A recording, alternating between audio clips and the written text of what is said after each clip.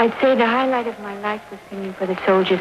I stood out on an open stage and it was cold and snowing, but I swear I didn't feel a thing except good. This is the story of a girl who wanted with all her heart to feel good, but seldom did.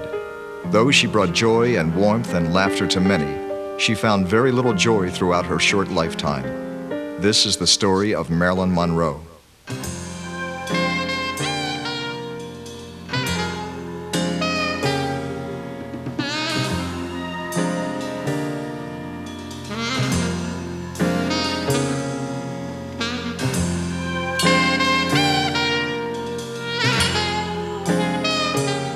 She was born in Hollywood on June 1st, 1926, the year that movie fans were paying homage to such stars as the tempestuous Gloria Swanson and the alluring Paula Negri. Other women worked in less glamorous jobs behind the scenes.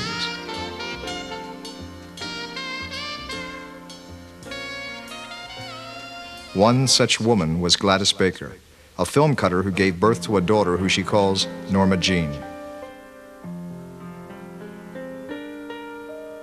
Deserted by the father of the child, she subsequently suffers from a nervous breakdown and is committed to a mental institution.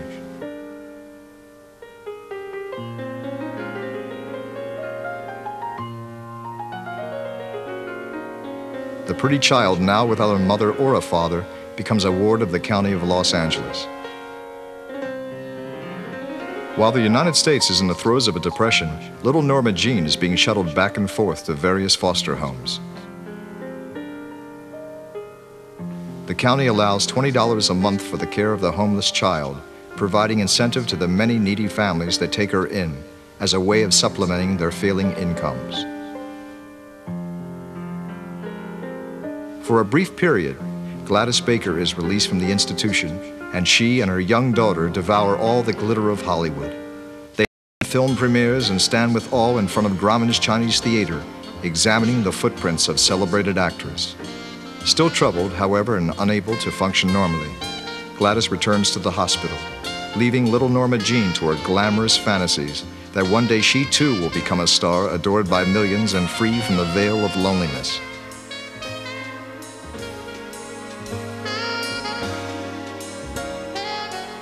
She looks towards her idols, the handsome and romantic Clark Gable, the vivacious and sophisticated Claudette Colbert, and the strong and friendly Gary Cooper. But the star she loves most of all is Jean Harlow. And when Harlow dies at the age of 26, 11-year-old Norma Jean is inconsolable.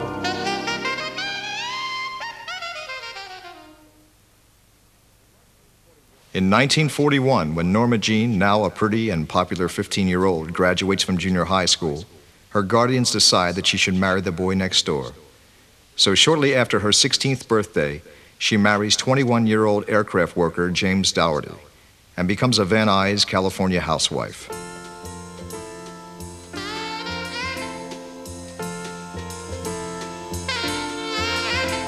World War II is underway and Jim Dougherty goes off to sea as a merchant marine. His wife takes a job at the Burbank Defense Plant.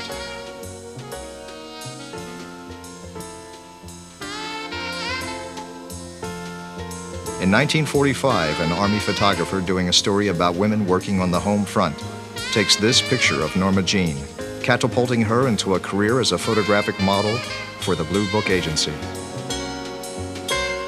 A film test is made on her and she discovers that she loves being in front of the movie camera.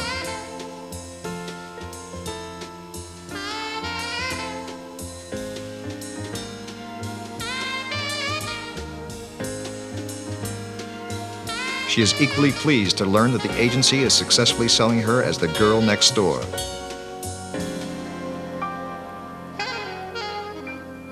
A new world has opened up for Norma Jean.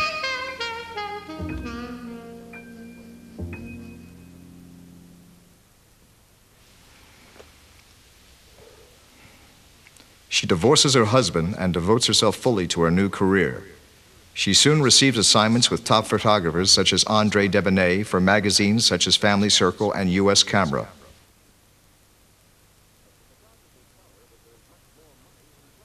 But the photographers tell her that there is much more money in the glamour shots and in cheesecake. and they are right. The photo on the cover of Laugh magazine attracts Howard Hughes, the same producer who discovered Jean Harlow. His interest in turn induces one of his competitors, 20th Century Fox, to sign Norma Jean Baker to a movie contract. She is ecstatic. Her own fantasy of stardom has begun to unfold. The studio heads insist on changing her name, and so Merilyn Monroe is born. With the exception of 2 walk-ons, the only way the studio utilizes her is for publicity shots. And in 1947, after just 1 year, Fox drops her. Undaunted, she returns to modeling, but works hard at her dramatic lessons. In these pictures, shot in 1948, we begin to see the depth and range of her expression as she depicts peace, sorrow, and death.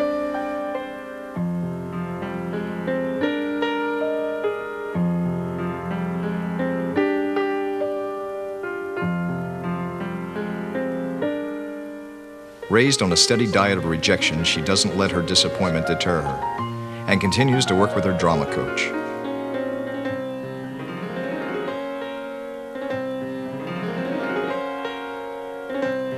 She supports herself with an occasional modeling job and unemployment insurance. She poses for what will become the most famous cheesecake calendar shot in history. Working with photographer Tom Kelly and artist Earl Moran, she soon develops a natural instinct for publicity, knowing that this is the best way to attract the attention of Hollywood producers. So when a dazzling blonde is needed to dress up a public occasion, Merilyn is always called upon. She loves being photographed, and her natural talent soon pays off. She wins small but noteworthy parts in 2 fine motion pictures, The Asphalt Jungle and All About Eve.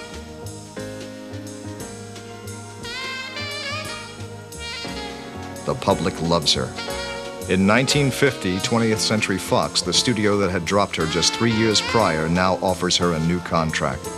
It is the time of the Korean War, and just as soldiers a decade earlier had worshipped Betty Grable and her legs, all heads are now turned to Merilyn Monroe as she becomes the GI's next pin-up queen. In 1952, Merilyn is highly acclaimed as an actress with the release of a film called Niagara, co-starring Joseph Cotten. In celebration of Merilyn's success and her new star status, band leader Ray Anthony throws a gala Hollywood party in her honor.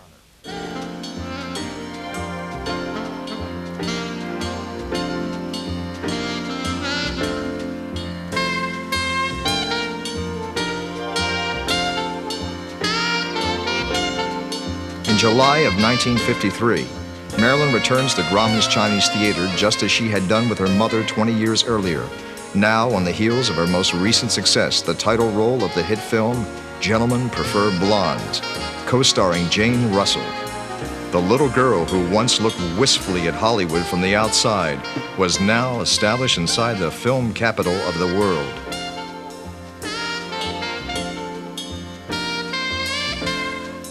In 1954, at the age of 27, she married one of America's greatest baseball heroes, the Yankee Clipper himself, Joltin' Joe DiMaggio. A man from a large and friendly family, Merilyn looks forward to the warm kind of family relationship she had never known as a child. She is no longer a lonely, insecure girl, but a self-assured and very glamorous celebrity.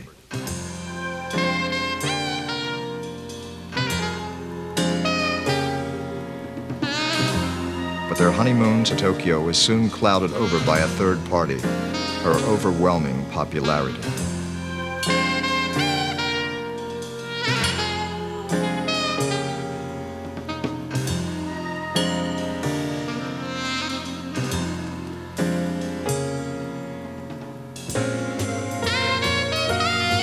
Even in Japan, where baseball heroes are revered, the dazzling fame of Merilyn Monroe eclipses that of her celebrated husband. The U.S. Army wants Merilyn to fly to Korea to entertain the troops, and although it would mean the interruption of her honeymoon, she does not refuse. Leaving her groom behind in Tokyo, Merilyn heads for Korea, where she does 10 shows in just 2 days.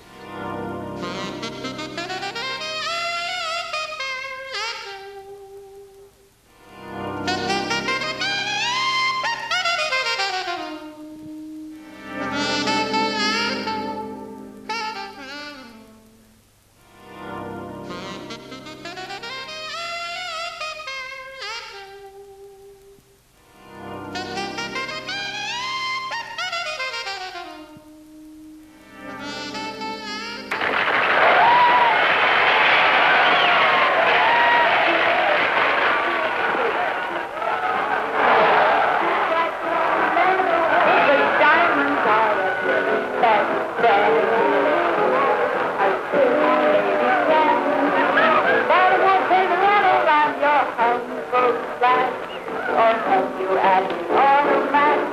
Men grow old, girls grow old, and we all lose our charm in the end. Yes, okay, Stacy Brown, don't lose that day. Diamonds are a girl's best friend.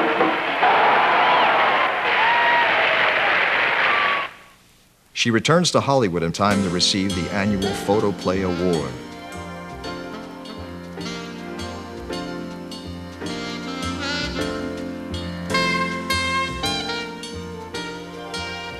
Marilyn Monroe, it gives me the greatest pleasure to present the famous Photoplay magazine Gold Medal Award as the selection of all of the moviegoers of America who have voted you the most popular actress of the year. My congratulations. Thank you, Mr. Salmon. I want to thank the editors of Photoplay magazine and all of the public. I thank you very much. That summer, Marilyn is signed to star in The 7-Year Itch with Tom Ewell. While shooting a scene on location in New York, she attracts a crowd of 4,000 New Yorkers at 3 o'clock in the morning as she stands over a subway grating in a flimsy white dress.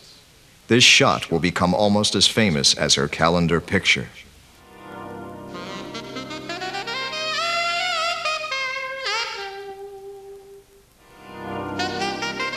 When the film opens in New York, men and women on the street are asked for their reaction to it.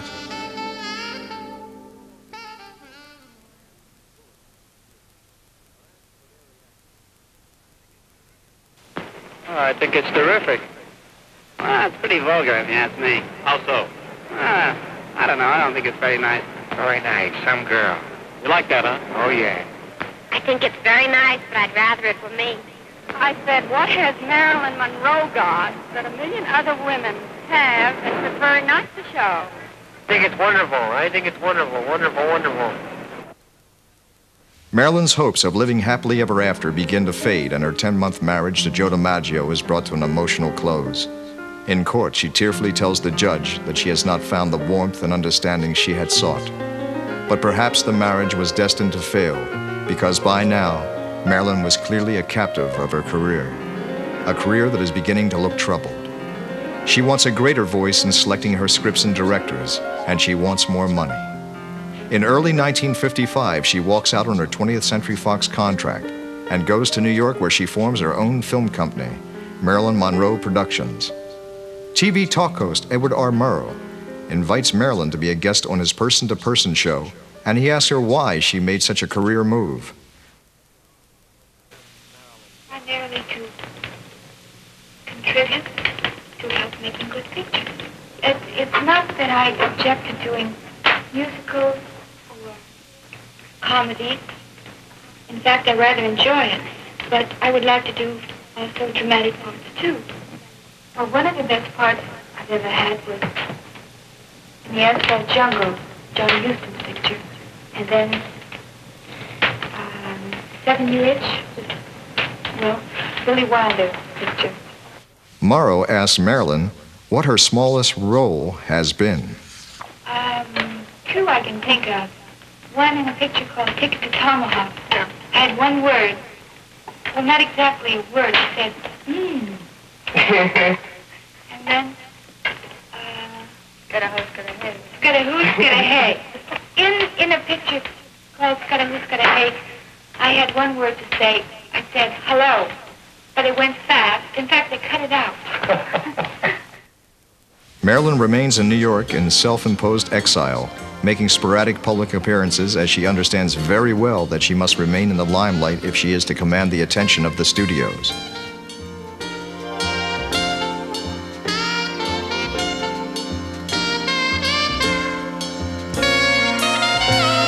Finally, in 1956, because of public demand, Fox comes to terms with her, allowing her to make outside deals, the first of which is with Jack Warner of Warner Brothers. But before that, Marilyn makes a film for Fox called Bus Stop, in which her role as Cherry delights the critics and overwhelms the public.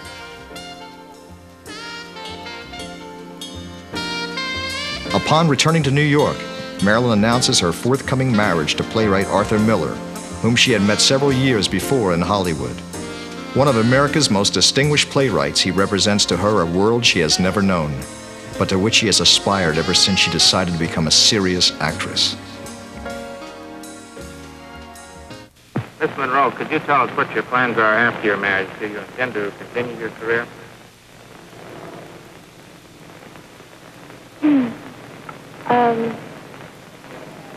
July 13th, I'm going to England. Yes.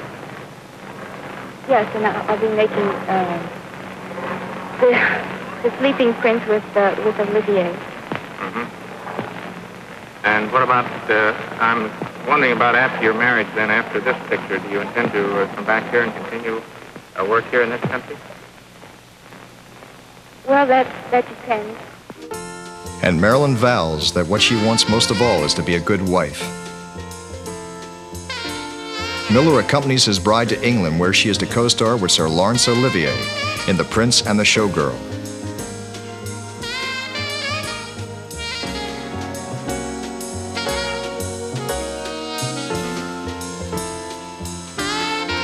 Olivier and his wife Vivian Lee welcome the Millers warmly. But just as Joe DiMaggio had to take a backseat to his bride while honeymooning in Tokyo, Miller must exercise patience as his wife is being sought by photographers as the world's most desirable woman.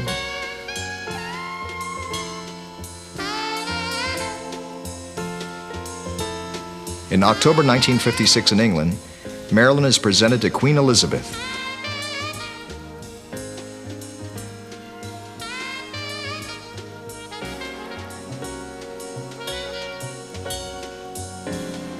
She appears to be happier and more comfortable than ever before when she returns to New York with her husband. The Arthur Millers fully embraced the New York social scene. In May of 1957, Arthur Miller is placed on trial for contempt of Congress. The devoted Merilyn follows him to Washington. How have you been following the trial? I've been following it. Have you been reading the papers about it? I'd rather not comment on that. How long have you been here, Miss Monroe? Since the beginning of the trial. Just staying in the house here? That's right. Has the trial upset your personal life to any degree, Miss Monroe? I would like to say that I'm fully confident that in the end my husband will win this case. And it didn't upset your professional career at all? It didn't stop anything you were working on at the time?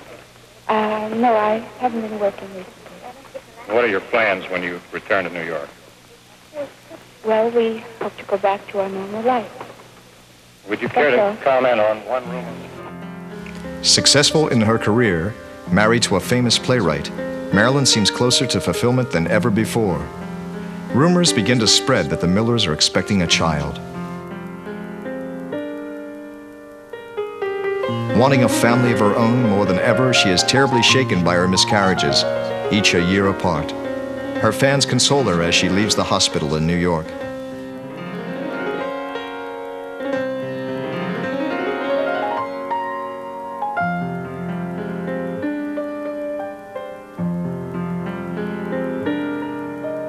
Merilyn returns to Hollywood in 1958 to star in Some Like It Hot, with Tony Curtis and directed by Billy Wilder.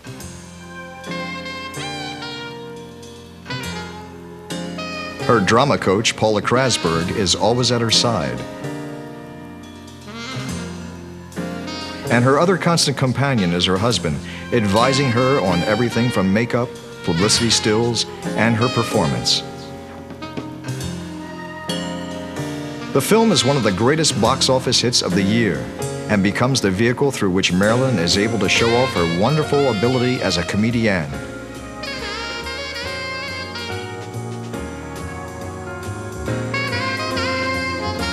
Her next film, 2 years later in 1960, is Let's Make Love with French actor Yves Montand. At this time, reports begin to circulate that her marriage to Arthur Miller is quite a bit less than the perfect image they had once projected. Miller, however, has already written The Misfits for Merilyn to star in with her childhood idol, Clark Gable. But her emotions are taking their toll, and in the midst of shooting, she collapses and is hospitalized for a brief time. The film is finally finished, and so too is her marriage to Arthur Miller. 1961 is a bitter year for Merilyn Monroe. With sleeping pills and psychiatric treatment, she tries to escape from the reality of her failed marriage. At times, she seems to manage. Despite her loneliness, she still has her career and the public loves her. So she clings to that.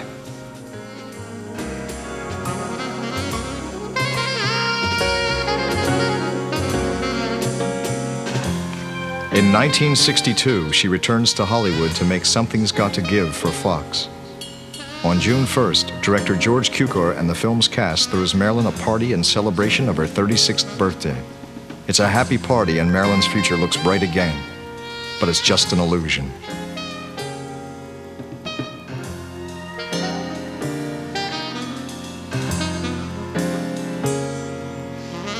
Once more, she is seized by depression. The studio does not condone her frequent absences from work. She feels she has nothing to hang on to. She has no husband, no family, and her career seems to be collapsing. Her association with John and Robert Kennedy begins to hit the gossip columns. Everything she has longed for has vanished. She is left only with her loneliness.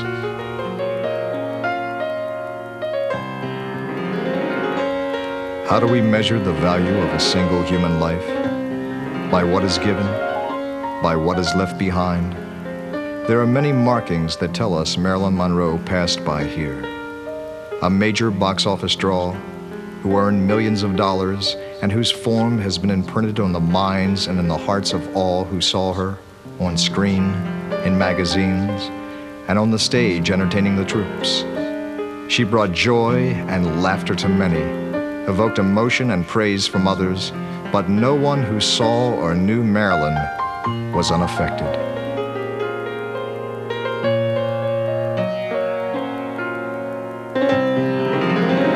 Vulnerable, yet hopeful. A lonely Norma Jean has left a legacy that continues to live long after she closed her eyes for the last time on August 5th, 1962. Finding peace at last.